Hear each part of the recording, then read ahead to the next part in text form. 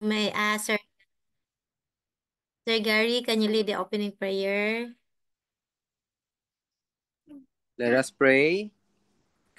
Our most gracious, kind, loving Heavenly Father, Lord, thank you so much for this opportunity again to learn with Doc Rich. Help us, Lord, that we will understand more about research so that we will grow and this will add in our as we grow, as we learn. And help us, Lord, that we understand everything and this will help us, Lord. And we pray especially also for Doc Rich as she guide us in our presentation. Help her that empower her, Lord, that she will deliver everything only according to your will. And bless each one of us as well as the my classmates. They render also their parts. Thank you so much, Lord, for your love, for hearing answer our prayer. Forgive us, Lord, for our sins. In Jesus' name we pray. Amen. Amen. Thank you, Sir Gary. Thank you, everyone, for coming. All right, so tonight we're going to start with a presentation of your title or your topic. So if it is not yet in the format of a topic, if it is not yet in the format of a topic title, then let's just have it as the topic yet. And after presenting the three topics or title, then I will also ask you if you have prepared some related literature on the topics that you have provided.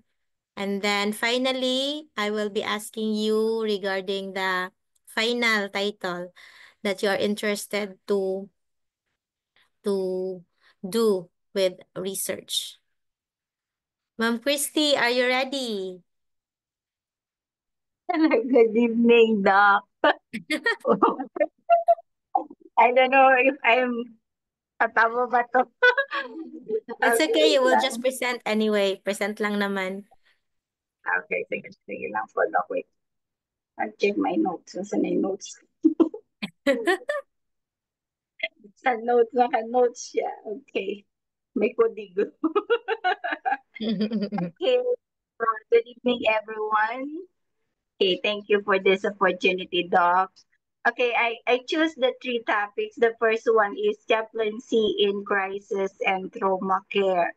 So how chaplains support emotional and spiritual recovery during emergency like hospital, military, and disaster site. Yeah, we know that. And number two is spiritual care in multicultural and interfaith settings. Okay. Okay, and how chaplains provide effective support across diverse religious and non-religious backgrounds. So that's it, number two. And number three is the impact of chaplaincy services on mental health outcomes. So examining how chaplaincy programs contribute to psychological well-being in prison, hospital, and military environment. So that is the three topic that I researched. So and I choose I don't know if doc. So this one is I present the number three. I want to do the number three, the impact of chaplaincy service on mental health outcome. So here, my wife.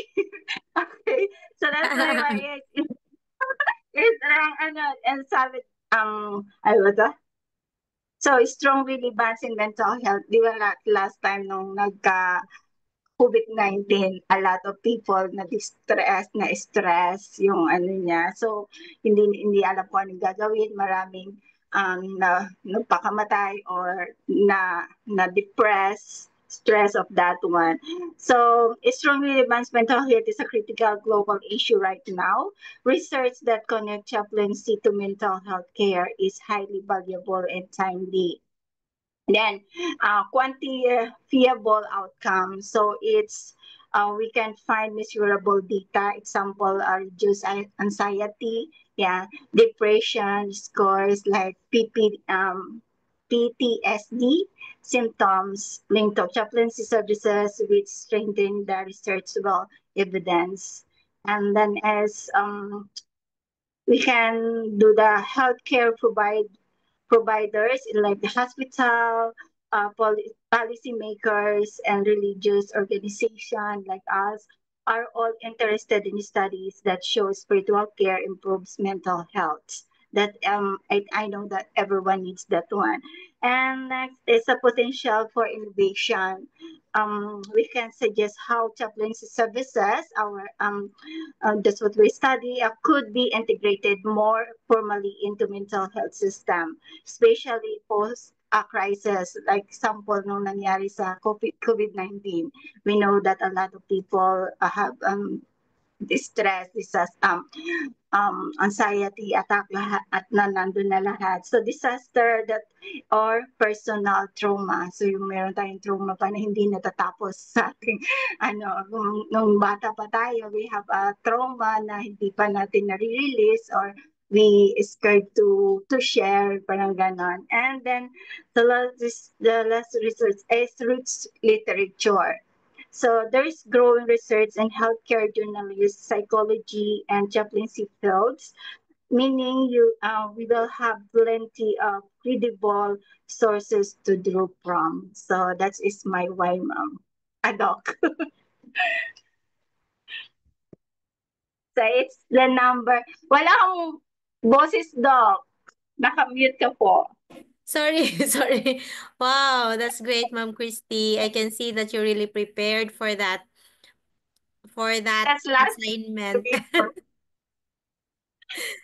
Okay, so Ma'am Christy, just my question regarding your chosen topic. Are you planning to conduct that in the three areas, like the prison, the hospital, and the other one that you have mentioned?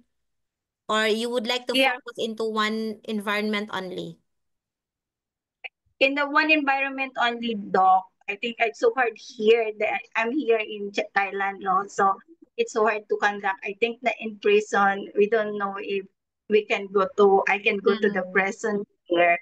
So I think this hospital only because we have the stay hospital here. So I Okay. think we can, yeah, there is a BAH hospital here and we have a Philippine friend chaplain there Oh, in the village. wow, nice. What design are you planning to use? Are you planning to use Quanti or Quali? Quiet, no, Oh, okay. quiet. So, so at least you already have some preparations or plans for your study. Okay, thank you, Ma'am Christy. All right, so as easy as that, right? Yes, let's proceed to who's next. I think it was Sir Gary. Did I say Sir Gary in our GC? Sige, Doc. I'll try. Yes, yes, Sir Gary. Okay po. Um, for me,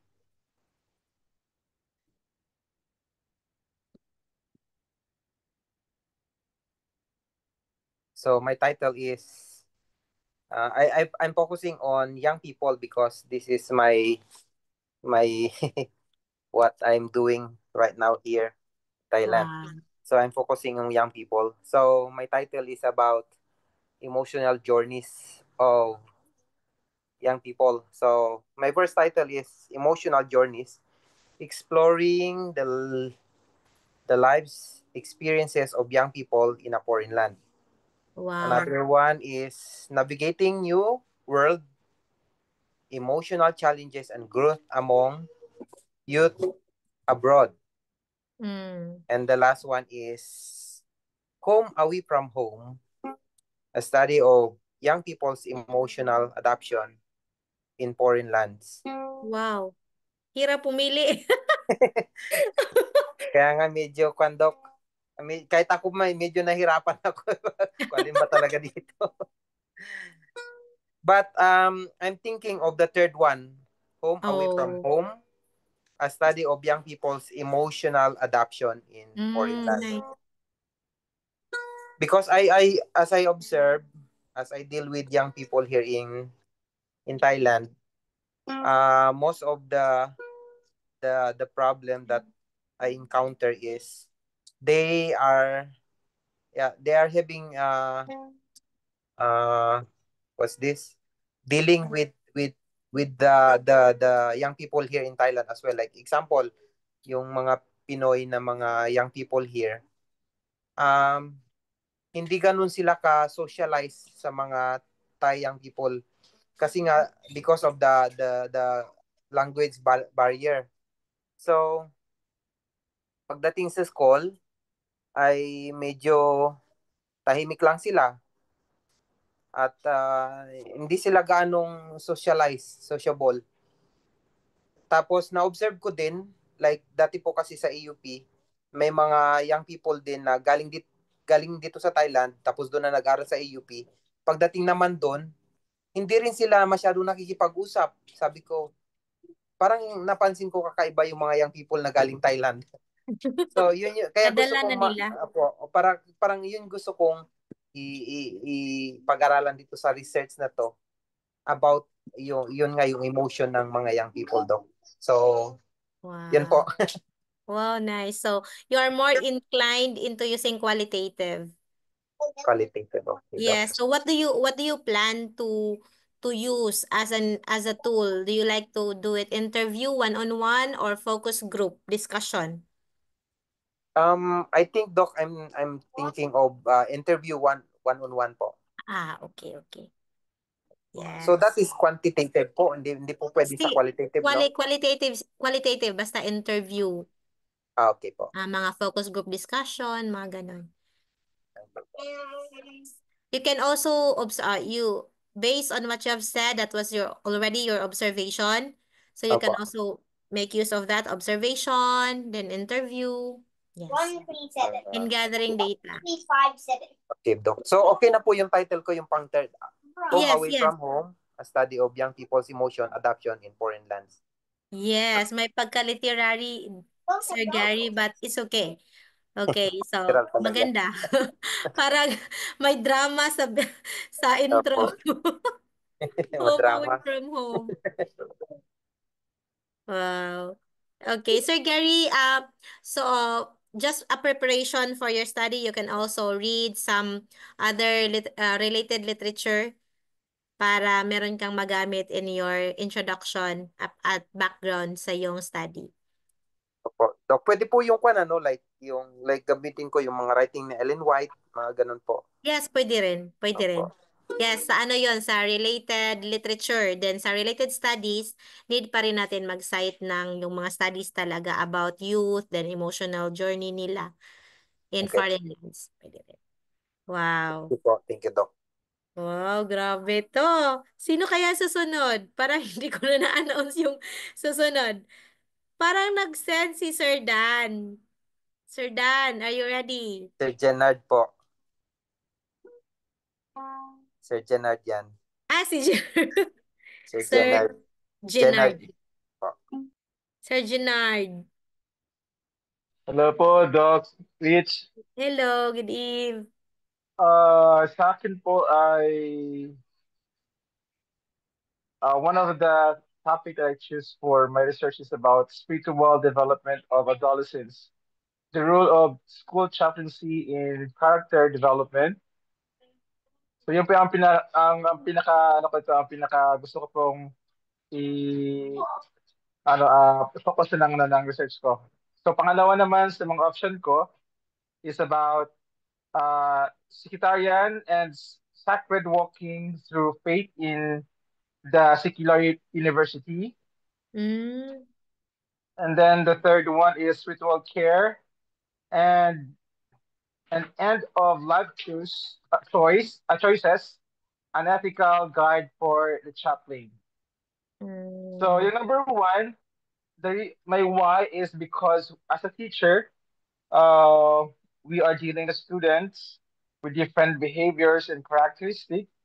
So since we are a chaplain, we should know on how to deal with them in a nice way. Mm. So sometimes the vice chaplain is not around. So as a teacher, you will be the replacement to deal with your students. So especially nandito tayo sa foreign land, and most of the students nowadays it's really hard to deal with teachers. So dito nga sa school namin ay teachers have no power, Mm. only students. So if you don't know how to place yourself as a teacher, there will be a tendency that you'll be kicked out of the school. So as a chaplain, so we have a big rules to play inside the school. So we should know and familiarize our rules on dealing with different students and with different characteristics and behavior. Wow. So yun lang sa akin, Doc Rich.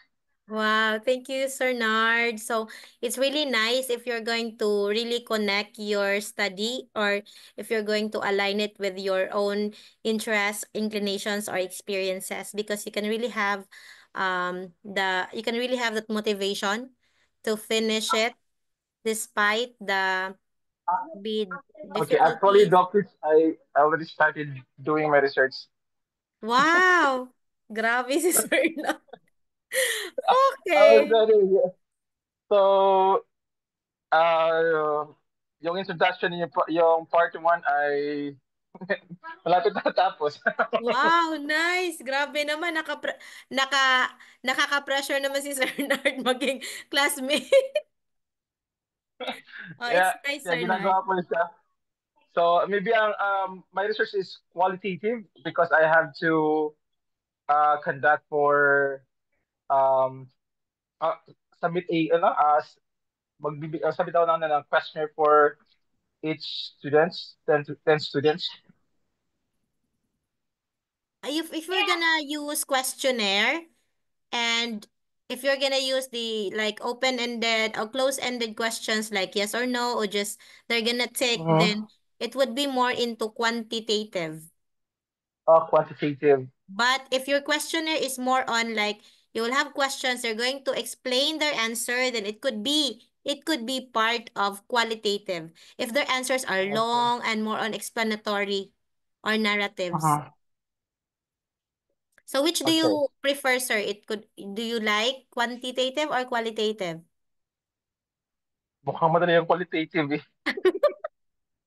So actually, if you're gonna use quantitative, again, it'll be easier to do the questionnaire. But then in terms of treating the data, you will need to have the experts like the statistician to treat the data, the numerical data. But if it is qualitative, then you can just use your own mind to analyze and interpret their answers and Okay. to I think yes, to qualitative is much. identify themes, Mm. repeated So I themes in think their answers. qualitative is not hassle and it's not it's Yeah, fairly yeah, yeah, I budget. agree. So yun na lang tayo, qualitative na lang tayo. Doon na lang tayo. Okay. Thank you, Sir Nard. So, what's your full name, Sir Nard? Leonard Castardo po. Ah, Custard. Okay. Thank you. Do we still So you're have... welcome Yes, po. Thank you Sir po. Jess. Kumusta ka na dyan, Sir Jess?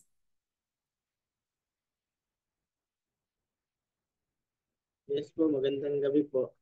Good evening, sir. Meron ka ng title, Sir Jess? Pa, Meron ka ng title? yung sinend ko sa'yo, ma'am, okay lang ba yun? Ah, okay. So, pakibasa na lang, sir. Pakipresent na lang, sir, ulit. Sige pa. Sige. Oo, Yung yun si sa, Sir Jess. Ang aga-aga nag-send ni Sir Jess sa kanyang assignment. hmm. Yung number one ko po is the role of hospital chaplains in providing emotional and spiritual support to terminal ill patients. So, napansin ko dito yung sa akin parang ito yung mga pinag-aralan natin. Pero yung number one ko po kasi yung mother ko, nagkaroon siya ng ano dati, bali cancer survivor siya. So, Mm. iba po talaga yung ano, kaya gusto ko yun yung number one ko kasi iba po talaga yung feeling ng talagang matindi yung sakit na nararamdaman nila, yung tahimik. Kaya kailangan merong suporta. So lumalakas yung mga lumalakas po kasi yung grabe yung sakit, yung mga terminally ill na pasyente kapag merong spiritual tsaka emotional guidance mula sa friends and family. Parang nagkakaroon sila ng dagdag na-energize sila. Although pagka yun mag-isa sila nalulungkot, pagka merong kumakausap, nadadagdagan po yung kaya yun yung naisip ko na number one. Tapos po yung number two, assessing the impact of military chaplaincy on the mental health of active duty personnel. So no pandemic po, 'di ba, merong yung parang dating sundalo na nabaril ng pulis kasi meron siyang war shock. So Mm-mm. isa sa naisip ko na talagang yung mga naka-active duty, lalo yung mga nadidestino sa malayo, tapos yung madalas sa bundok, iba yung nila, parang yung word ng salitang kalye po na tamang hinala. So, kailangan din ng talagang ah, mabigyan sila ng suporta na ah, iba yung pamumuhay nila doon sa gubat, doon sa bundok na kung saan pinagtatanggol tayo na para yung kapwa natin Pilipino ay ah, malaya, nakakatulog ng mahimbing habang sila ay nakikipaglaban doon sa mga rebelde. So, kailangan din nila ng suporta para sila po ay lalo pang tumaas ang kanilang mga moral. Tapos yung huli po, yung third ko po is interfaith chaplaincy in multicultural societies, challenges and opportunities in spiritual care. So uh, nung youth pa po ako, nagkakaroon kami ng mga ng pathfindering sa sa bundok, sa Sitio Ilas dito sa sa parang sakop siya ng Montalban. Tsaka sa So merong doon mga dumagat na kung saan mahilig din sila sa religion, kaso parang mahirap po makipag-communicate yung laki po laki sa bayan, sa syudad, kaysa sa kasi parang naiisip nila parang minamaliit sila, although gusto mo makipag yun nga yung gusto mo makipag-socialize sa kanila, parang sila nahihiya, parang meron pa rin boundary kahit gusto mong putulin yung boundary. So, gusto ko pong papalawak yung paano kasi hanggang sa ngayon may mga ganun pa rin pagka bumababa yung mga kapatid natin na galing sa bundok, parang hirap sila. Although ino-opera mo na ng ah, parang yung nahiya sila. Mahirap putulin yung hiya sa kanila kasi parang iniisip nila lahat ng tao parang ina-undermine sila o ina-underestimate yung kakayanin nila. So gusto ko pong pag-aralan na paano natin mapupush yung nila yung neta yung hindi na sila mahiya pagka bumaba sila dito sa makipag-socialize na sila, parang normal lang pagka tayong mga laki sa kabayanan, pagka may na tayong new person, parang matagal na tayong magkakilala. Kasi sila mahirap sila mahirap silang makipag-socialize kasi nga yun ang iniisip nila na yung mga na galing sa bayan parang minamaliit sila. Yun na sa akin, Doc Mitch. Wow. Grabe yung mga hugot ni Sir Jess. Yung talaga yung mga experiences mo. So I really appreciate it, Sir Jess, that your title, your topics are really based on your experiences and what you really want to do, what you can do as a chaplain to have improvement or to have some intervention in this kind of issues or problems. So you're saying, Sir Jess, that you rank it according to importance, and you're saying number one is your final choice. Am I correct? I'm not quite sure, ma'am. Medyo Okay, okay. So, tinitimbang ko. alin yun yung Opo. you just think, you also consider, Sir Jess, yung if it is doable right now sa'yo, yung mas madali mo siyang magawa. Kasi I know that you also have a work, right? Opo. Ano yung mas Yun, madali sa'yo na makagather ka ng data? siguro nga ma'am, yung one kasi nga, yun, nagsishare, ano din po ko, nagdo-donate din ako ng dugo.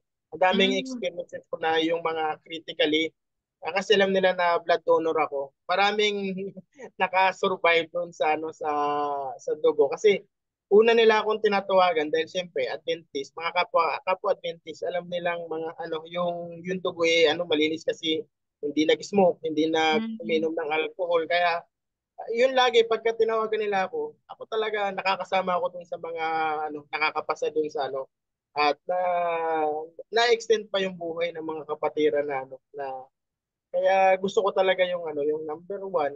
So Mm.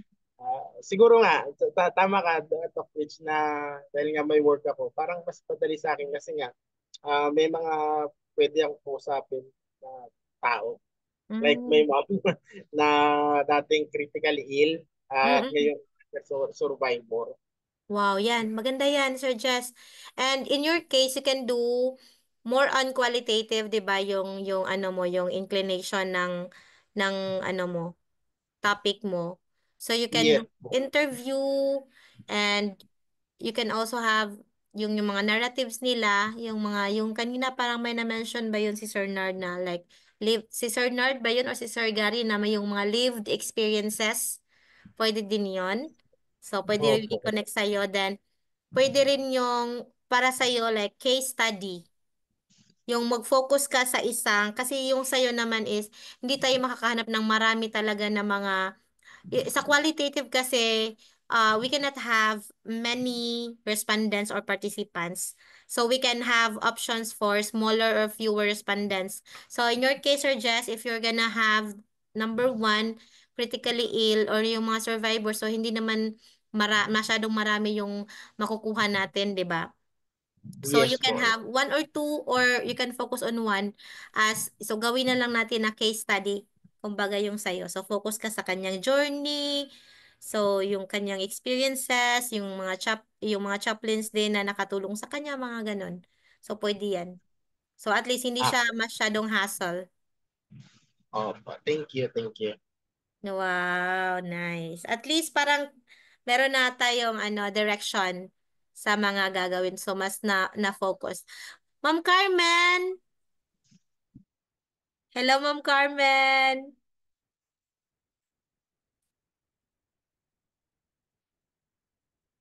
Ay, hindi pa. Ma'am Carmen! Naguguluhan ako kay Ma'am Carmen kung ano ba to, MSD or DCMIN. Okay, Isimin. so DCMIN, Sir Moises, no? Yes, Doc. Na-sit-in lang si Ma'am Carmen. O kasi yung sa DCMIN din namin na advanced research, ganito din sa kanila. Mag-present din sila ng kanilang mga titles at yung mga nila, mga related studies. So for Sir Israel, you just need to also research on case studies para you can have um, reference sa gagawin mo din na study mo. And for the rest Yes of the po. classmates, so I think I will be sending you, actually in our study in advanced research, we will not be following the format of like the bachelor's or the college format in research. So my target for our class is we can have the format which is shorter and which can be published online. Okay? So kasi sa mga published online, they also have, actually it depends on the online journal that we are going to submit. So depende 'yon sa again sa journal na mag-submit tayo, at more or less it will have the introduction, then the methodology, then it will also have the result and the discussion, so like the IMRAD form. Okay, so I will be sending you later on, but I will be chatting, I'll be communicating with Doc Ray kasi parang yung gusto niyang gawin natin is yung brains na format, yung sinabi niya sa akin noon na brain. So I will have to talk to him first about the format that we're going to officially use in LCMBSI. Okay? And then after my talk with Doc Ray, then I will be sending you the format. Okay? But initially, you can, just like what Sir Nard is doing. So he said that he has started with the introduction. So for sure there is the introduction. So in the introduction, you're going to present what your topic is all about. And then you can also give some definition or discussion about that.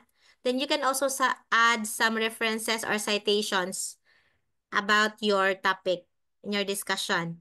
Then, of course, in your discussion, you will also include the purpose, why you chose the topic, why you are conducting that research. Okay, so kasali na din yun dun sa introduction. Then, just prepare your main objectives, like your purpose, then yung mga research questions ninyo. Kasi, di ba, you're going to conduct an interview, or interview. So more on interview because I think most of you will be doing interview. So just prepare your questions. Okay, your guide questions para ma-check ko rin yung mga questions ninyo later on. Next meeting, baka next meeting. So at least your introduction, you can start drafting that. And then your questions, your guide questions for the interview para makita natin doon kung yung questions nyo is leading ba doon sa mga gusto talaga ninyo na makuha na mga data. Okay? So, do we have Doc, questions? Yes, Ma'am Christy. Doc, how many questions we need to prepare? So, it depends on you, Ma'am Christy, but do not make it too long. Like, can have 5 would be the most number of questions. Five. Okay, thank you. Okay, but you can have like 4, but definitely not 2. Okay, Huwag Doc, thank naman you. masyado. Kasi pag 2 lang, ano namang makukuha mo doon na question. So, think 4, 5, yes, you can have. Or perhaps kung may gusto ka pa talaga na i-ask, you can have 6. Basta hindi naman Okay. masyadong, Ah, madaming questions. okay, Doc, thank you. Yes. So actually, yung sa guide questions, but actually in the interview, you can have more supporting questions. Pero yung isusulat mo doon sa guide questions is talaga yung mga main questions. But di ba kapag nag-interview tayo, for example, may binanggit sila, then we would want to ask more about that detail, then we can have supporting questions. But do not write them. Just the main questions lang yung isusulat nyo doon. But along the way, when you do the interview, obviously, since it will be more on conversational na interview, then along the way, if you would like to have clarifications, if you would like to know more about the details of the experience of that person, then you can ask supporting questions.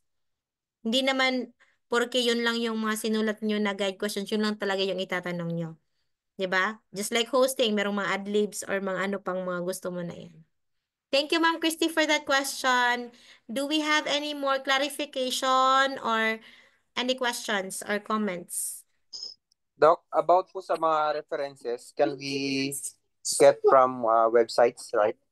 Yes, so definitely we can take advantage of the publications on the websites. So make sure lang that we can cite them properly. So in the introduction, we can cite them. Like for example, there are some writers or researchers which also discuss the same thing. We can paraphrase their words, and even if we paraphrase their words, we still acknowledge them. So we write the author's family name and then the year of publication. So yun lang yung sa in-text citation. But see to it that you have a copy of the entire citation for referencing. Like yung APA na format na i-screenshot nyo or i-take note nyo para at the end of your study, isulat nyo lahat doon sa references or bibliography.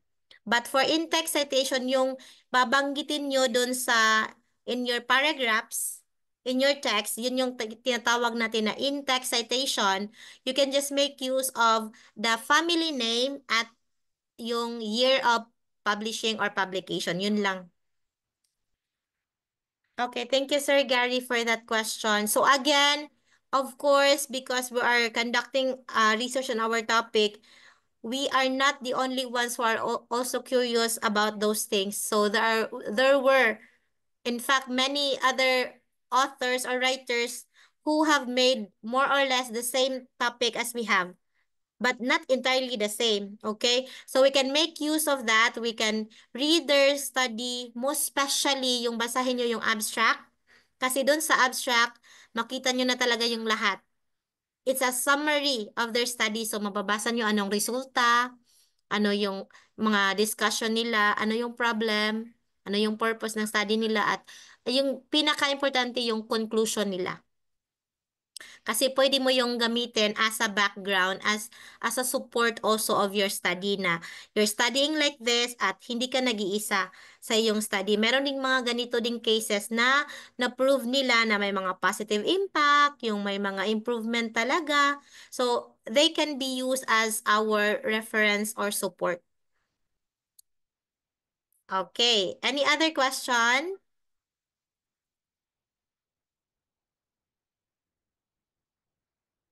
Okay, so let's do this next meeting. So within this week, hopefully I can have also a feedback or comment from Doc Ray, and then I can forward to you. I can forward to you a file or a PowerPoint on the final, because I have prepared actually the IMRAD thing, but I will have to talk to Doc Ray regarding the formal format that we're gonna use, and then I will give a feedback to you within this week, hopefully within this week before we start next meeting. And then just prepare your introduction na lang and then your questions. It's okay if you cannot finish the introduction because it will take time, but just your questions, yun yung gusto kong mabasa. So if possible, if you can share your screen next meeting, you can share the screen para hindi lang natin naririnig at nakikita din natin. Is it okay, everyone? Yes, Yes, Doc.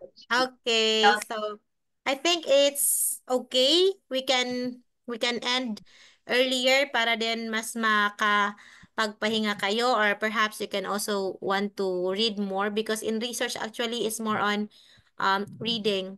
It's more on reading and analyzing things, or in the preparation of the conduct of research. So can we ask Sir Nard for the closing prayer?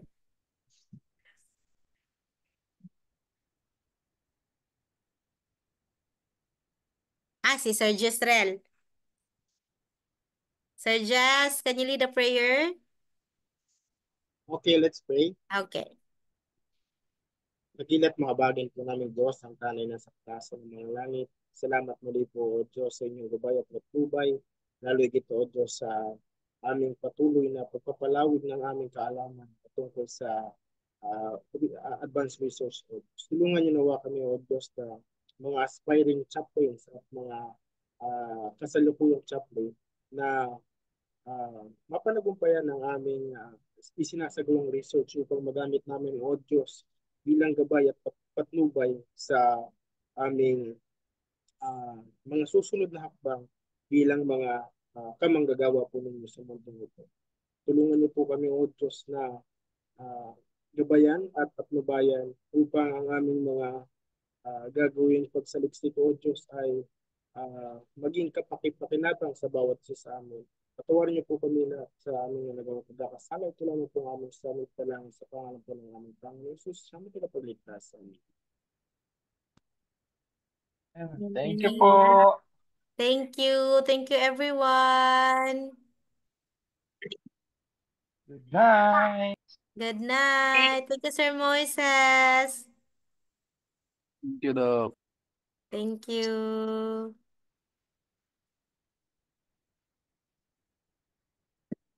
Okay, next meeting si Ma'am Christina naman yung mauuna. Si Ma'am Christina. Sige, Doc. Try natin. Introduction. Okay lang di matapos yung intro. Yung guide questions muna yung unahin natin. Sige, Doc. Try Sige. natin. Thank you, Sige. Doc. Kaya yan. Kaya summer, wala pa naman kasi kami klase ngayon, nagsa-summer class pa lang kami. So kaya may Wow. time pa. No. Ang start pa ng klase namin is May 18. So this Ah, time is Halloween pa. So mayroon pang time. sige, Ma'am Okay. Christy. Sis, thank you. Sir Jess, saan yung sa inyo, Sir Jess? Pupunta kami sa Manila by June. Ah, currently, ma'am, nasa Montalban, Rizal kami nakatira. Ah, malayo Pero ba yan sa Bulacan na Pasay? talaga ako. Pasay, malayo po. Pupunta ako sa sa Manila Adventist College, Okay. sa MAC. Sa Mac, opo. May mga kilala akong teachers dyan, ma'am. Ah, ganun. Opo, taga Taytay. Hmm. Kaya nga gusto kong malaman kung kailan yung schedule sa graduation sa yung sa Manila naman na graduation. Pero parang wala pang specific na date. Hmm, Sama na kayo sa sa PICC na graduation, sir?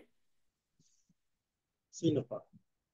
Ikaw, hindi pa? Hindi po sure, ma'am. Kasi sana somewhere sa Luzon ng mga students. Maganda yung Ah, graduation ng mama. Sa Taguig. Nakaplan. Sunod naman Ah, dito, Ma'am Rit. Punta kayo ng Thailand. Next June. yes, wala pang budget. Ma'am Christy, kailan kaya yan mangyayari? Sa June. June. End of June ang ng Thailand. Graduation? Sa end of June. 25, 26, 27, right? Di ba tapos Na-change. na sa Thailand? So, pangalawang graduation? Pangalawa po, yung una is si Dr. Lumactod, tsaka si Ma'am Girlie and Dr. Ben. Mm. Tapos, yung sunod, ngayong June, Siyam naman yung ibang BS, MS, diba, sa doktor. Gary. Doc Wow. Gary. Ah, si Doc Gary. Wow, sana all. Praise God po. By God's grace po. Wow. Saya. Saya Kaya sana makapunta. maka-join po kayo para kita-kit tayo dito. Kasi pumunta na po dito si si Doc Will, tsaka si Doc She, tsaka Yes. si Doc Doc Manilin. So, Manilin. Oo. tiningnan nila kami kung pwede ba kami mag-graduate. Hindi. Yeah. God's grace. End ng June. Wow. Apo. Diyan ka, ma'am. Grabe.